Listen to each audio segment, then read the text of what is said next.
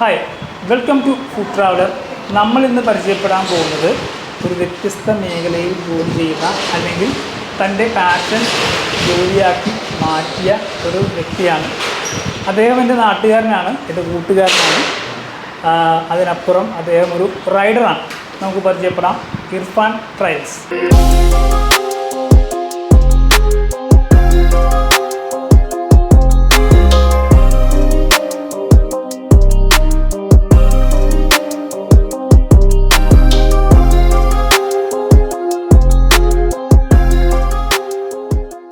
അപ്പോൾ ഇതാണ് ഞാൻ പറഞ്ഞ ഇർഫാൻ ട്രയൽസ്. ഇർഫാനെ, welcome to food traveller. Thank U.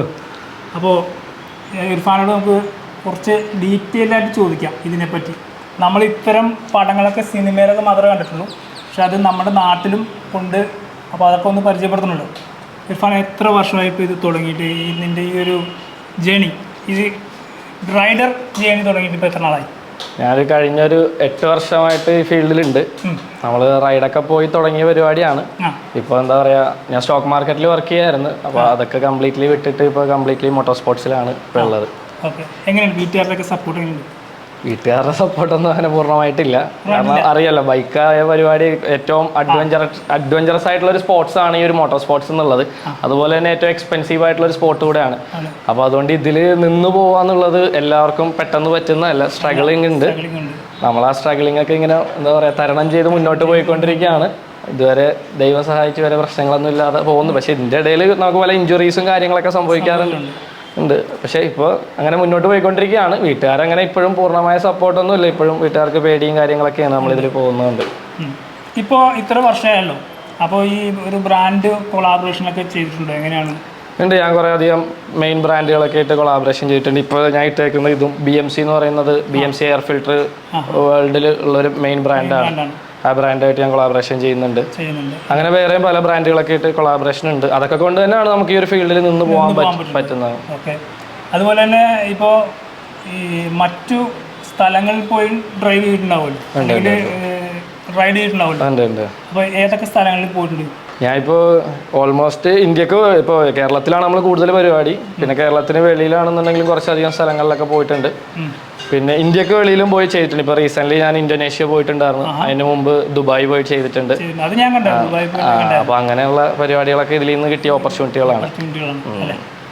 പിന്നെ ഇപ്പോൾ എല്ലാവർക്കും കുട്ടികൾക്ക്, പ്രത്യേകിച്ച് കുട്ടികൾക്ക് ഇത്തരം റൈഡുകളൊക്കെ കാണുമ്പോഴത്തേക്കും അവർക്കൊരു ഭയങ്കര താല്പര്യം ഉണ്ടാവും. അതെ അതെ. ഇതിലൊക്കെ എന്താ പറയുക, ഒന്ന് ഓടിക്കണം അല്ലെങ്കിൽ പങ്കെടുക്കണം. ഇപ്പോൾ ചെറിയ ചെറിയ ട്രാക്കുകളൊക്കെ നമ്മൾ കാണാറുണ്ട് അല്ലേ? ഈ കുട്ടികൾക്കായിട്ട് ഈ ചെറിയ പാർക്കുകളിലൊക്കെ ട്രാക്കൊക്കെ കാണാറുണ്ട്. അപ്പോൾ ഇപ്പോൾ ഒരാൾക്ക് ഫോർ എക്സാമ്പിൾ എനിക്കൊരു ട്രാങ്കിൾ പോലെ ഒരു റൈഡർ ആകണമെന്ന് വിചാരിക്കും. അങ്ങനെയാണെങ്കിൽ എനിക്കതിലേക്ക് വരാനുള്ള ഒരു എങ്ങനെയാണ് അതിലേക്ക് എത്തിച്ചേരാൻ പറ്റുക? അതിനെപ്പറ്റി സംസാരിക്കുകയാണെന്നുണ്ടെങ്കിൽ കുറച്ച് ടൈം കൊണ്ട് നമുക്ക് സംസാരിച്ച് തീർക്കാൻ പറ്റില്ല. എന്നാലും പറയാം ഞാൻ. അതായത് ഇപ്പോൾ എക്സാമ്പിൾ പറയുകയാണെന്നുണ്ടെങ്കിൽ നമ്മുടെ കൺട്രിയും വേറെ രാജ്യങ്ങൾ വെച്ച് നോക്കുകയാണെന്നുണ്ടെങ്കിൽ അവിടെ സ്കൂൾ തലം തൊട്ട് ഇപ്പോൾ നമുക്കിവിടെ ഫുട്ബോളും ക്രിക്കറ്റൊക്കെ എങ്ങനെയാണ്, അതുപോലെ തന്നെ അവിടെ ഒരു സ്പോർട്ടാണ് ഈ ഒരു മോട്ടോർ സ്പോർട്സ്. അവിടെ 4 വയസ്സിലൊക്കെ പിള്ളേർ പ്രാക്ടീസും കാര്യങ്ങളൊക്കെ ചെയ്യുന്നുണ്ട്.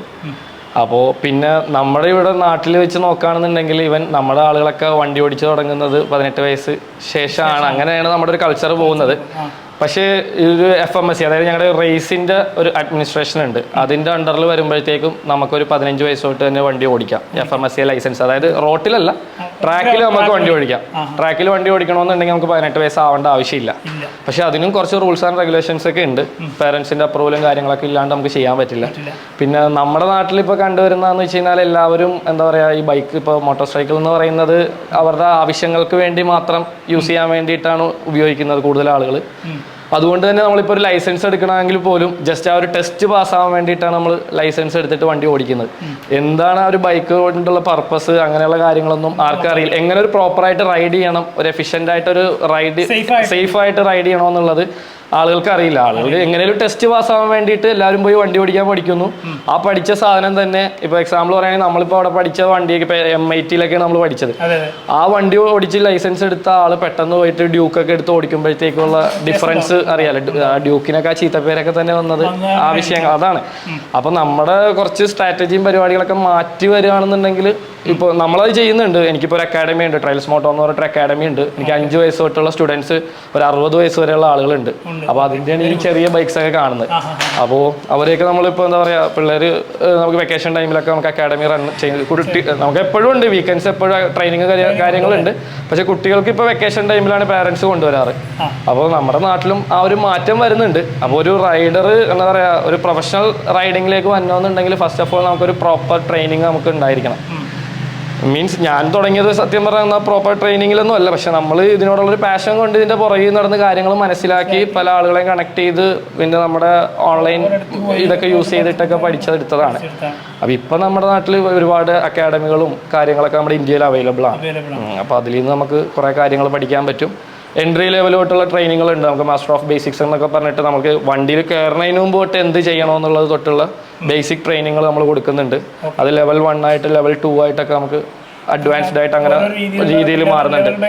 അതെ മാറുന്നുണ്ട്. നമുക്ക് ട്രാക്ക് ഇപ്പോൾ റോട്ടിൽ അല്ല ശരിക്കും ഇപ്പോൾ സത്യം പറഞ്ഞാൽ ഞാനൊക്കെ അങ്ങനെ അധികം റോട്ടിൽ ബൈക്ക് ഓടിക്കാം, മുമ്പ് ഓടിച്ചിരുന്നു. ഇപ്പോൾ ഇതിലേക്ക് മൊത്തത്തിലായപ്പോൾ റോട്ടിൽ ബൈക്ക് ഓടിക്കൽ സത്യം പറഞ്ഞാൽ കുറേയൊക്കെ ഒഴിവാക്കി. കാരണം റോട്ടിൽ ഓടിക്കൽ സത്യം പറഞ്ഞാൽ പേടിയുള്ള കാര്യം തന്നെ.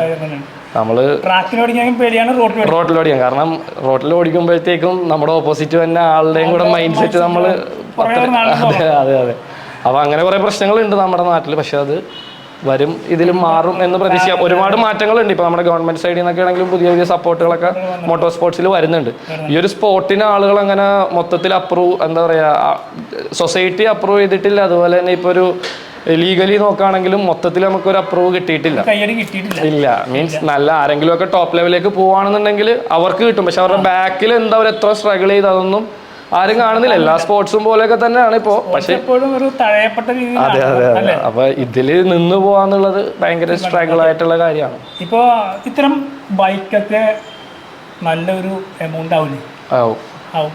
ഒരു മിനിമം ഒരു കോസ്റ്റ് എത്ര വരും ഒരു ബൈക്ക്? ഒരു പ്രോപ്പർ റേസ് ബൈക്ക് ആണെന്നുണ്ടെങ്കിൽ ഇപ്പോൾ സ്റ്റാർട്ടിങ് അതായത് നമ്മുടെയൊക്കെ ഒരു ഏജ് കാറ്റഗറിയിൽ ഓടിക്കുന്നവർക്കാണെന്നുണ്ടെങ്കിൽ ഒരു 9 lakhs rupees ഒക്കെ വരും പ്രോപ്പർ റേസ് ബൈക്ക്. പക്ഷേ ഇതിലേക്ക് സ്റ്റാർട്ട് ചെയ്യുന്ന ഒരാൾക്ക് ഒരു 1.5 lakh ഒക്കെ തൊട്ട് നമ്മുടെ ഇന്ത്യൻ ബൈക്സ് ഒക്കെ നമ്മൾ മോഡിഫൈ ചെയ്ത് സെറ്റ് ചെയ്ത് നമുക്ക് ട്രാക്ക് സ്പെക്ക് ആക്കി ഓടിക്കാൻ പറ്റും.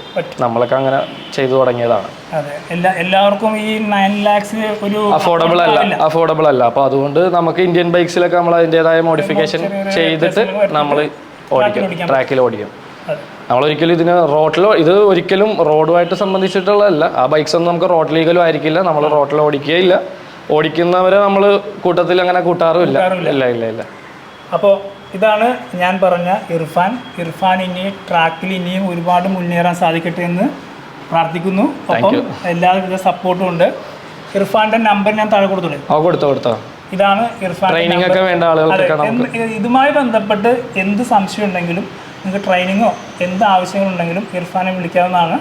ഈ കാണുന്ന നമ്പറിൽ നിങ്ങൾ കോൺടാക്ട് ചെയ്താൽ മതി. അപ്പോൾ മറ്റൊരു വീഡിയോയുമായിട്ട് വീണ്ടും കാണാം. Thank you.